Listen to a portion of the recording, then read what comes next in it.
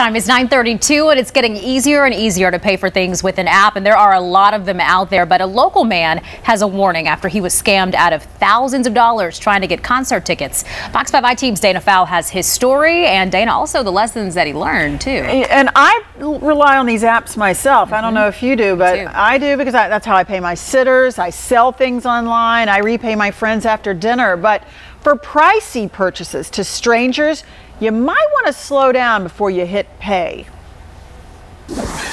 Brian Carty decided last minute to try to buy 2 concert tickets. The day of the concert on January 10th, we decided to look into getting tickets. He looked for tickets on Craigslist, a classified ads website. The seller had a 404 number. He even spoke with the seller. They said that a family event came up and that they had to, they weren't going to be able to go. He got a texted copy of the ticket receipt, so he made the purchase through Cash App. You got your tickets? No. He blocked my number and I never was able to reach him at all. Immediately, like within a minute or 30 seconds. Brian figured his bank would handle the loss, so he decided to try to buy another pair of tickets. I didn't think everybody on there would be, a scam, so. Right, so you did it again. I did it again. This time Brian paid through his Zelle app. Well, guess what? Yep. It happened again. He was out another couple of $100. Now, to be clear, most ads on Craigslist are legitimate. That's why it's so popular. But sadly, Brian had bad luck that was about to get worse. He was taken again, then again, and again. Brian Googled Cash App customer service. He wanted to file a complaint. What he didn't realize is this number, well, it doesn't belong to the peer-to-peer payment app. If he'd looked more closely, he would have seen it's attached to an unrelated website. The Fox 5 iTeam tried calling it.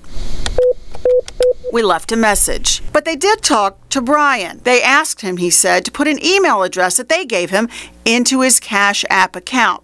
He did it. Me putting in the email address that they gave me, they took control over my app and then sent money to I forget the person's name. Someplace, yes. As he said in a police report, before he caught it, scammers had dipped into his checking account 3 times to the tune of thousands of dollars. So you've lost, at this point, $7,700 in 2 days. And you were ripped off in 3 places. Yes. Wow. And it snowballed into a nightmare.